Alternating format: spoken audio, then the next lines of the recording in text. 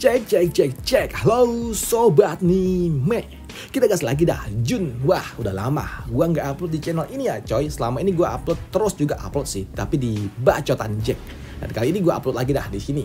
Dan untuk ini langsung aja kita gaskan lagi dah, Jun ya. Yuk, langsung aja gaskan. Dan yang mau ngasih gua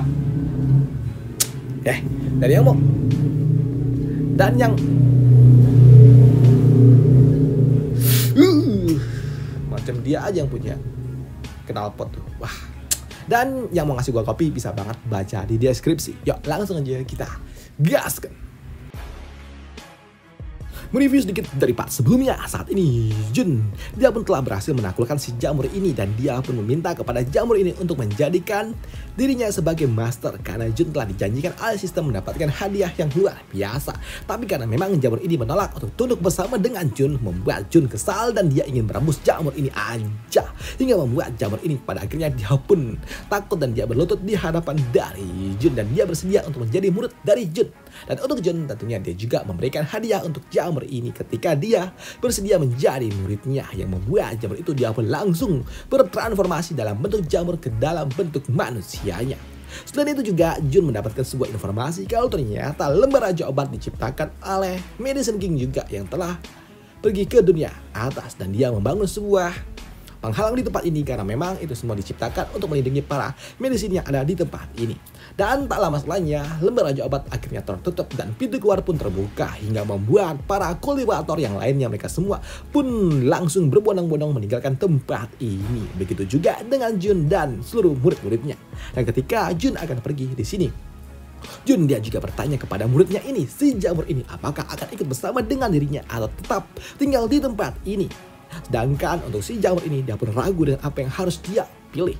Dia pun bingung apakah dia akan tetap di sini atau dia akan pergi bersama dengan masternya. Karena sebelumnya dia berpikir ketika tempat ini telah tertutup maka dia akan bersantai-santai kembali seperti yang biasa dia lakukan. Tapi itu juga membuatnya pun bingung. Sekarang apakah aku harus pergi atau gimana?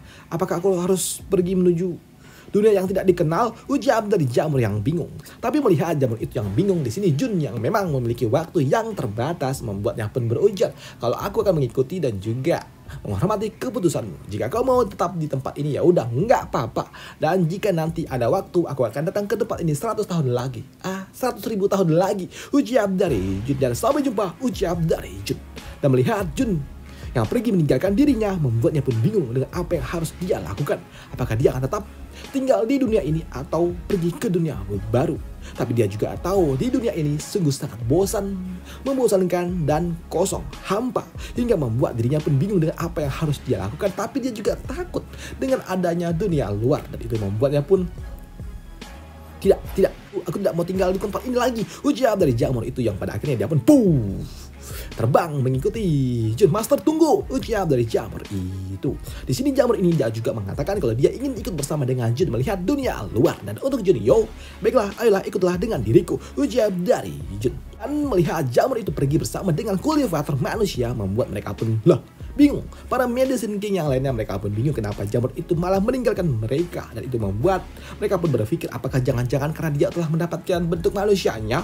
Tapi di sini salah satu Medicine King juga mengatakan kalau sepertinya jamur itu telah dipaksa oleh manusia itu meninggalkan tempat ini. Dan kan di luar sana saat ini para kultivator yang ada di luar mereka juga telah menunggu para kultivator yang ada di dalam sana untuk segera keluar. Dan melihat para kultivator berhasil keluar membuat mereka semua pun yakin kalau orang-orang itu pasti telah panen besar.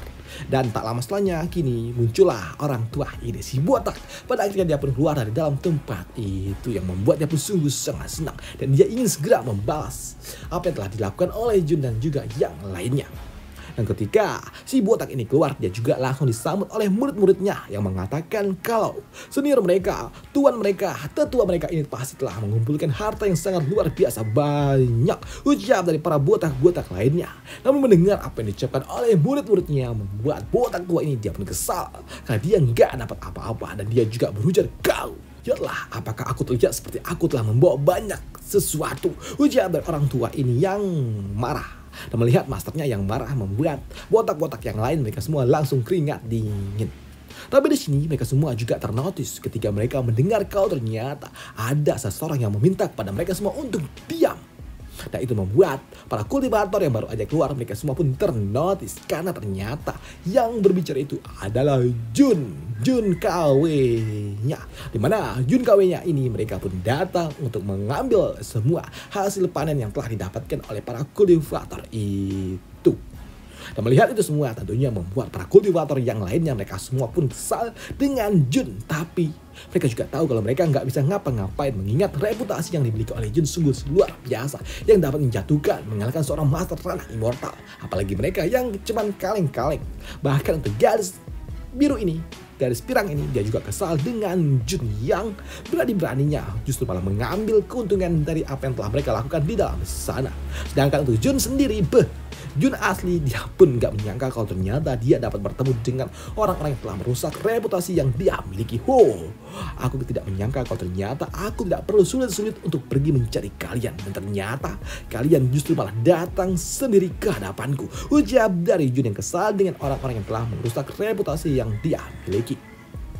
Namun melihat kelompok bandit ini yang ternyata Xiaohongnya adalah seorang wanita membuat Xiaohong yang asli dia benar-benar kesal ketika dia ternyata malah diparodikan oleh seorang wanita beneran. Nah itu tentunya membuatnya pun murka dan dia ingin segera menghancurkan orang-orang ini dengan tangannya sendiri. Dan ternyata hal itu juga berlaku kepada Xiaoli. Dia pun benar-benar kesal karena ternyata reputasi yang dia miliki sebagai dewa pedang malah justru disamakan dengan seorang bandit. Dan tentunya hal itu membuat dirinya benar-benar tidak terima dan dia akan menghancurkan orang-orang itu. Tapi tidak dengan Xiaoxi, dia pun masih santuy aja. Bahkan ketika jamur itu bertanya kenapa banyak orang di sini, Xiaoxi dia pun mengatakan udah nggak apa-apa, jangan takut dan jangan khawatir karena master dan juga senior yang lainnya mereka pasti akan menyelesaikan semua. Ucap dari Xiaoxi. Di sini jamur ini juga bertanya bagaimana caranya dia memanggil seniornya ini. Apa nggak aja Xiaoxi, ucap dari si tikus kecil ini. Dan tentunya andalkan oleh si jamur ini membuat Xiaoxi dia pun sungguh sangat senang karena dia dipuji-puji oleh si jamur ini. Dan dia sungguh sangat senang ketika adik juniornya mau mengandalkan dirinya. Tapi di sini jamur ini dia juga bertanya kenapa orang-orang itu terlihat seperti master dan juga para senior yang lainnya. Nah untuk Xiaoxi dia pun mengatakan kalau sepertinya orang-orang itu mencoba untuk dapat menyamar sebagai kelompok mereka dan mengambil harta yang dimiliki oleh orang lain. Yang artinya ya mereka ini nyamar lah, bandit yang menyamar. Nah itu membuat jamur ini nggak menyangka kalau ternyata manusia selicik itu, ucap dari jamur ini. Dan untuk si botak tua ketika dia dipaksa untuk berhenti, membuat dirinya pun datang mendekati Jun dengan aura yang dia lepaskan. Dan dia juga bertanya apa yang diinginkan oleh Jun dari dirinya. Dan untuk para bandit-bandit ini mereka pun langsung kircep ketika mereka merasakan tekanan gila yang dilepaskan oleh si botak itu. Karena dia tahu kalau si botak itu sungguh sangat kuat. Tapi tidak dengan Jun KW. Dia pun tahu kalau reputasi yang dimiliki oleh Jun sungguh sangat luar biasa. Bahkan telah mengalahkan seorang master yang ada di ranah immortal. Sedangkan orang tua ini dia belum ada di ranah immortal. Yang artinya orang tua ini gak akan mungkin berani dengan dirinya. Ucap dari si Jun KW ini. Dan untuk Jun KW dia pun mencoba untuk tetap tenang. Bahkan dia mencoba untuk melakukan sebuah negosiasi dengan si botak itu. Rekan Dao, tahukah anda siapa saya? Ia adalah Yi Jun Lim. Dan hanya sedikit orang yang tidak tahu siapa diriku di wilayah timur, ujar dari orang tua itu. Dan mendengar kalau ternyata sosok pria tua yang ada di depannya itu adalah Jun, tentunya membuat para murid-murid botak lainnya mereka semua pun langsung kircep. Karena memang reputasi yang dimiliki oleh Jun sungguh sangat luar biasa. Bahkan Jun juga telah menghancurkan sekte Hyuga hanya dengan seorang diri. Dan juga telah menghancurkan beberapa murid senior yang mereka punya juga. Nah hal itu pun membuat si botak ini dia pun tahu kalau sepertinya ini adalah waktunya bagi dirinya membalas apa yang telah dilakukan oleh Jun. Sedangkan untuk Jun KW dia pun keringat dingin. Dia juga bingung dengan apa yang harus dia lakukan karena dia nggak menyangka kalau ternyata si botak ini berasal dari sekte yang sebelum memang bermusuhan dengan Jun. Gila, ini buruk, ucap dari si Jun KW. Sedangkan untuk si botak dia pun mencoba untuk dapat ya, biksu tua ini telah lama mendengar tentang Anda. Ucap dari biksu tua itu yang sepertinya menunjukkan rasa hormat dengan Jun yang membuat sini Jun KW dia pun menyadari kalau sepertinya orang tua botak ini dia tunduk dengan Jun. Ya, dia takut dengan Jun. Ternyata nama Yunlin sungguh sangat berguna. Ucap dari Jun KW. Dan hal itu pun dibenarkan oleh si botak ini. Namun melihat si botak ini yang tidak melakukan sebuah inisiasi membuat mereka semua pun berpikir apakah Jun sekuat itu hingga membuat si botak ini nggak berani dengan Jun. Tapi untuk Jun dan juga yang lainnya yang asli di sini, Xiao Li daun bertanya kepada Jun, "Hei Master, apakah si botak itu benar-benar akan memberikanmu wajah?" Tapi untuk Jun, dia pun mengatakan, "Udah, biar aja, nikmati aja permainannya. Ini seru nih," ucap dari Jun yang ingin melihat pertunjukannya. Dan untuk Jun KW, dia pun mengatakan kalau ini adalah sebuah takdir bertemu dengan si botak itu.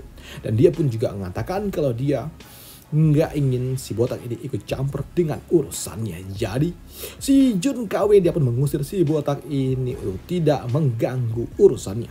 Dan untuk si botak dia pun paham dengan itu semua dan dia pun langsung melesat ke udara dan dia ternyata nggak pergi. Dia justru malah mengeluarkan item suci miliknya dan dia menyiapkan sebuah serangan untuk dapat menyegel tempat ini, tidak mengizinkan siapapun pergi dari tempat itu. Dan tentunya hal itu pun membuat mereka semua pun langsung shock, apalagi Jun KW ini. Dan untuk si botak ini adalah sebuah kesempatan bagi dirinya untuk dapat membalaskan dendam murid-muridnya yang telah dikalahkan oleh Jun beberapa waktu lalu. Dan apa yang akan dilakukan oleh si botak ini kita bahas di part lanjutannya aja ya coy. Udah mentok coy sama Raunya. Sebenarnya enggak sih, ada satu chapter lagi, cuman kalau gue lanjutkan sekarang nanti hasilnya nanggung, serius. Dan untuk spoiler di part lanjutannya, sini Jun asli dia akan menghadapi si botak itu dengan kemampuan yang dimiliki oleh si botak itu, bahkan sampai dia menggunakan naga untuk dapat menjatuhkan Jun yang asli. Dan pertikaian mereka yang sesungguhnya akan dibahas di part lanjutannya, karena jika dilanjutkan sekarang bakal nanggung, serius nanggung banget. Jadi udah kita cut dulu di sini, lanjutkan besok untuk Jun. Dan sampai jumpa di part lanjutannya. Bye, thank you. Ini harusnya jatah kemarin, cuman baru bisa upload sekarang. Nah itu aja untuk part kali ini, sampai jumpa di part lanjutannya untuk Jun. Bye, thank you. Nah sekarang gue harus jemput bini gue. Ini jam 16.19. Balik jam 5, masuk siang. Baru balik gawe, berangkat lagi. Ampun. Sampai jumpa di part lanjutannya. Bye, thank you.